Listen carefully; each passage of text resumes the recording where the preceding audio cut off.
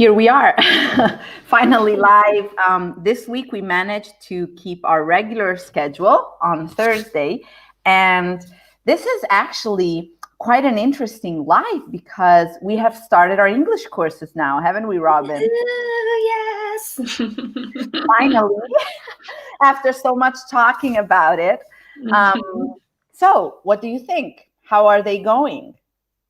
It's been going well. It's been really fun meeting people from all different parts of the world, mostly Europe. And yeah, but people are, I mean, much of the course has been dedicated to conversation. So I've been getting to know a little bit about people's different countries and interests and habits and routines, etc. So it's been a lot of fun.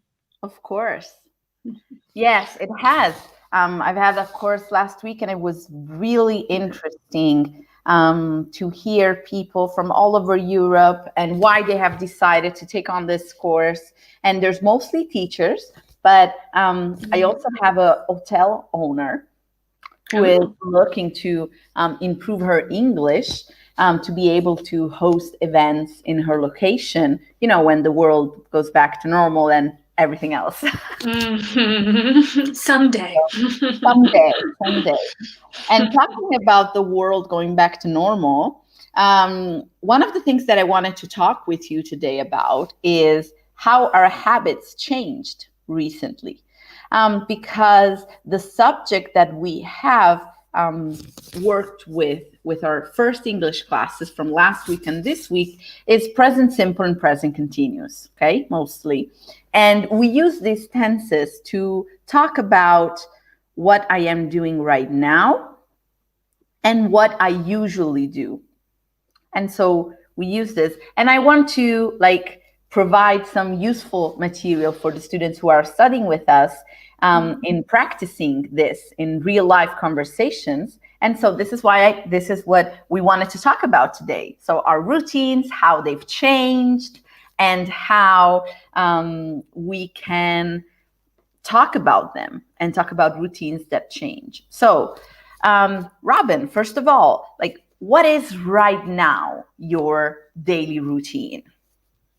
Well, right now, in this present moment, in this present continuous moment, for those of you who are studying with us, I am cooking. I have some garlic roasting in the oven. Wow. Because I'm here in Italy. I'm trying to adapt to the Italian ways of cooking. So, that's some gourmet stuff. Sorry? Roasted garlic. That's like yes, a gourmet. Yes. I try. But yes, especially I have always enjoyed cooking, but especially even more so in this past year when we've been spending so much more time at home. I have been cooking even more than I ever did. And it's a nice opportunity to be able to cook your lunch and not have to go out and find it somewhere too. So at the current moment, I am presently continuously cooking. So you are cooking a lot. Yes, I've been and cooking. And do you usually cook a lot? Or before, yes, but sometimes I think back to when I lived over 3 years ago. I lived in Boston and I was working 2 different jobs and going out and about. This was before the days of working so much from home. Although I did work from home some for one of my jobs, which is interesting. So I'm used to this in a way. But sometimes at the end of a long work day, arriving home, one is a little too tired to cook. So some nights it just meant cooking eggs and good night. And that's it. Eggs have been saving our dinners for an uncountable time. Yes. It's a staple, an essential, exactly. Unless you're vegan. But, we are not vegan. So yes, we have eggs quite regularly. We have eggs, I would say, twice a week. We cook eggs because it's just very easy. They're always in your fridge. It's very easy to set up a meal, and you feel good. You had your proteins for the day, and Exactly. Big And then eggplant. you exercise, right? I know you were telling me you've been good at sticking to an exercise routine, no? Do you have a set time every day that you exercise, or at least a few times a week? A few times a week, I would say. I'm actually, so I always use the gym example in my classroom when I'm explaining the difference between present simple and present continuous. Okay. And I always say, think about the gym. Are you someone who regularly goes to the gym and have regularly been going to the gym and will continue to go to the gym? And so you can say, I go to the gym 3 times a week. You can use a tense that describes like your regular habits, your everyday. Okay. But maybe I used to say, if you are someone like me, you deeply hate the gym and exercising and everything related to it. But maybe you had like a problem with your knee and you really need to do it for like rehabilitation. And so you need to go to the gym 2 times a week for 6 months. And you know that at the end of these 6 months, you will not be going to the gym anymore. And so if you are in this situation, you can say, I am going to the gym twice a week right now, because it's something that you really want to underline that is not part of your routine. It's not part of your normal, even if it's something you need to do for 6 months. And so I'm still deciding if I want to use the present continuous or the present simple to answer that question. Because the truth is that since like the beginning of this summer, so it's like the end of the first lockdown in Italy, I really felt the need to do something and like get something, have like a weekly appointment to work out. And I did it thinking that I was going to hate it, like I've always had. And instead, I don't know, I think I was lucky enough to find really good environment. And I got really caught into it. And so now I'm really religious about my exercising 3 times a week. And So it sounds like you exercise then and not are exercising. It sounds I like you're think using so. the present simple. I think so, but I'm kind of like I don't want to jinx it, you know, because I've been like the anti-exercise for such a long time, and people being like, "Oh, do you want to go for a hike?" And I was like, "No, why would I want to go for a hike on my free time?" I was just like not into it, and then now suddenly I find myself thinking, "Oh my God, thank God today it's my gym day." And then I'm like surprised at myself, and I don't. So it's still new for me. So I'm not sure if I want to say I'm exercising or I Okay. I'm still deciding. And do You you inspire exercise? me. You inspire me. I am trying to exercise as often as possible these days, but some days it is easier to find the motivation than others. But speaking of hiking, though, I've been finding that I take any opportunity to go for a hike because spending so much time inside, especially here in Florence, the winter is not so cold as I'm used to in Boston, where it's very cold winters, but it's cold enough that you might not want to go for a full day or even half day excursion outside. But just this last weekend we had one sunny day, so I went for a hike up the mountain, and that was, well, the hill behind my house. And it felt good. Yeah. Of course. Good for not just the physical health but the mental health too, a little change of scenery.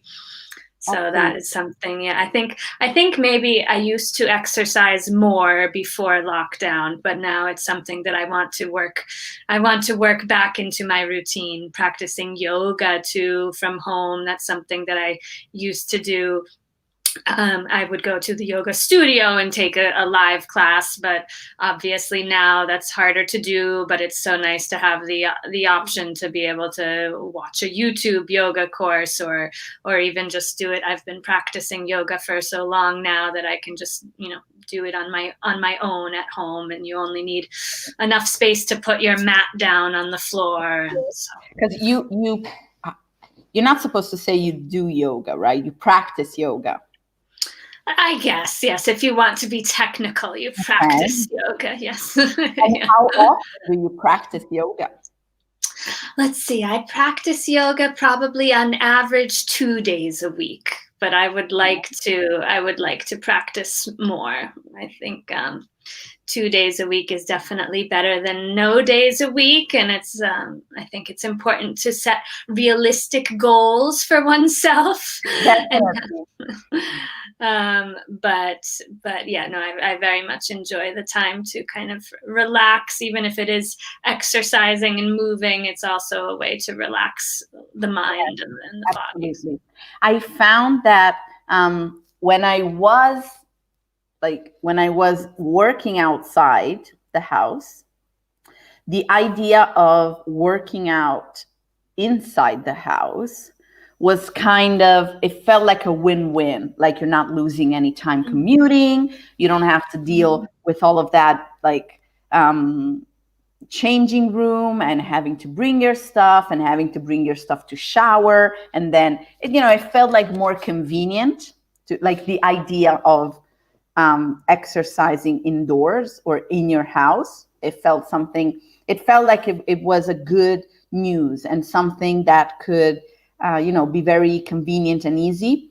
But now that I'm working from home, I actually found that I much rather prefer working out outside. And in that, if it's raining and I had planned that to be my workout day, and I don't feel like going out, and I end up working out inside in my house, it just feels like another thing on your to-do list. Like today you have to do this and this, and then you have to exercise. And on the other hand, if I can go out, I feel much more like it's doing something for me. It's not only like I look forward to it, and I don't mind the cold. I'm not like I'm sure I would be much less inclined in working out outside if it was summer, because I really can't stand the heat. But the cold, I'll just put an extra layer on. I'm not bothered too much by the cold. And so working out. I'm the other way around. Really? You are a summer girl. I much prefer to be outside under the sun, going swimming in the pool or the ocean or the sea here in Italy. But I don't mind the heat at all. I much prefer. So my routine will definitely change this summer, or at least I'm going to promise myself that I will probably find more ways to get out and exercise and even just explore the town too, especially now.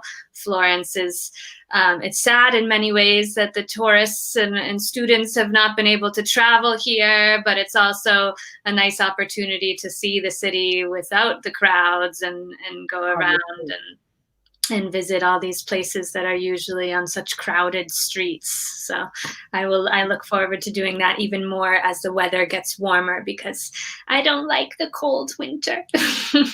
But you're from Boston. I know, that's why I left, or part of the reason. Florence winter should be a piece of cake for you. And it is in comparison, but it's still so easy to find ways to complain about things. I spent a Christmas in Boston. I think somewhere around 10 years ago, maybe 9, 10, 11, somewhere around that area. Mm-hmm. And I've never seen that much snow. It was, and then I was there to visit an aunt that at the time she was living in the middle of the woods, and she would leave for her working day, and she would be like, the mall is just a 15 minutes walk, but there was so much snow, and that walk felt like In like eternity. yes. Have you seen the movie like The Day After Tomorrow? That's what it felt like. No, but it's about the end of the world. No, yeah. Yes. Everything so covered in snow that you can't reach anything. Yeah, that's Boston. And from here, and if you live there, I saw everyone was driving in the snow. Everybody was used to driving in the snow. It's not like the city was paralyzed because there was snow. Like everyone knew their way around them. But here, from a Italian girl from Florence, here the world stops with Yeah. two tiny things of snow where we're out of the game. So it was surprising to see how you were at ease with all that snow. It was so tall. It was just walking the streets. It would be like walls of snow. Oh yes, yes, and I remember as a child too. It was a rare occasion that things would be canceled, that school would be canceled or work would be canceled because of the snow. Because, like you said, we're so used to it. The public transportation and the infrastructure is prepared to respond and shovel the snow before the workday has to start. But there were some days when it snowed so much that school was canceled, and so I remember how fun a snow day was, because you don't have to go to school. You can drink your hot chocolate. You can play outside and make snow angels in the snow.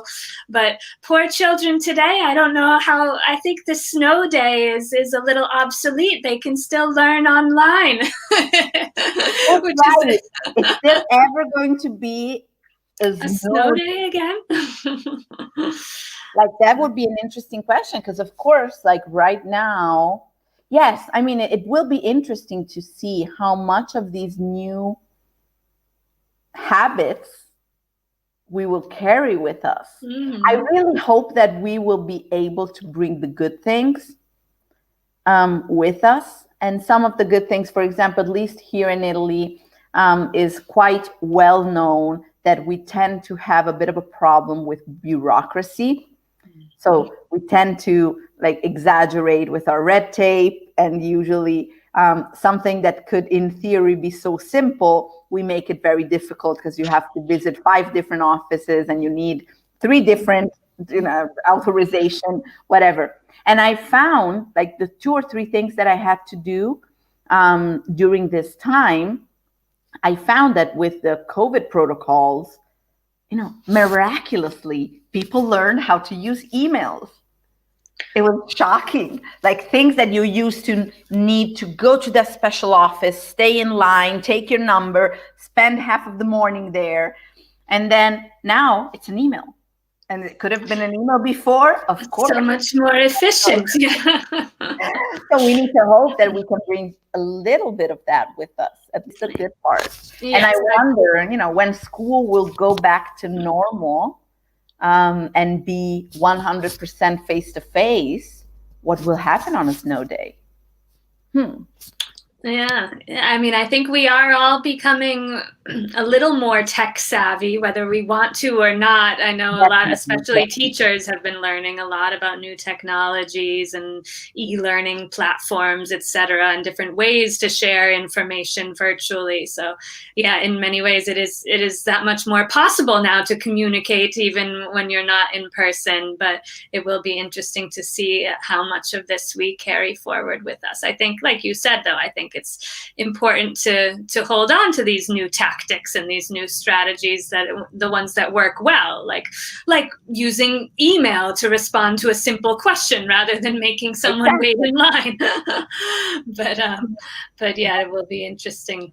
But I think that also we work with teachers, and I think that a lot of teachers, we've had several teachers during the years attending our courses at Europass, thinking, that what we were talking about in terms of softwares and classroom management tools, IT classroom management tools, that were just too much for them. That was difficult to implement that level of technology in the classroom. Mm-hmm. And then suddenly we all had to. And so, yes, we are definitely becoming more tech savvy, whether we like it or not. And we really, I think we will be able to make the most out of it, let's say. Yeah, and especially because I think children these days are learning so much more about technology, and that's kind of their language in many ways. So I think that's all the more reason it's important for us as teachers to familiarize ourselves with these tools as well. So yeah, whether we like it or not, it is the way of the world now. And there Definitely. are many advantages to it too. So Definitely. we wouldn't be talking right now if it weren't for Exactly. We would technology. be isolated, me in my Mhm. house and you in yours. Yes. And instead, we are able to be here and communicate to all of our teachers. And also, so actually, these English courses are quite full right now, aren't they? And so I know that we are implementing at least 2 new courses, complete courses, that will start in 2-3 weeks, I think. So let me leave here for everyone the website to go and check our English courses. And you can find there, you can take a test to see what level you're in. And then you can contact the school and they'll give you all the information and they'll put you in the right class. You can join at any moment, but right now the classes are completely booked. And so we've made new ones because there's not a chance to enroll right now in the classes that have already started. So we will open again, enrollments are open again, and there will be 2 new courses starting in a few weeks. Yeah, So the second week of February, I believe. the second week of February, yes, in like 3 weeks. So we hope to see you there. And if you have any, in the first 2 lessons, we will talk about present simple and present continuous more in detail. So if you had some troubles understanding what we were saying, or if you're not sure how to use them, be sure to enroll in our course, and so we can check it out together and do some exercises together. Right, Robin? Exactly, and practice talking together, because there's, I think that's one of the real benefits of this kind of online forum is there's, you can study a lot on your own, but there's a real advantage to having other people to practice talking with and someone to correct you when you make a mistake. We do talk a lot, don't we? We like to talk, yes. We like to talk, and we like to give the teachers who are attending this course really an opportunity to exploit this time and to really maximize the use of this time. And we think there's no better way than talking. Yeah. And really practice that communication skill to get your message across.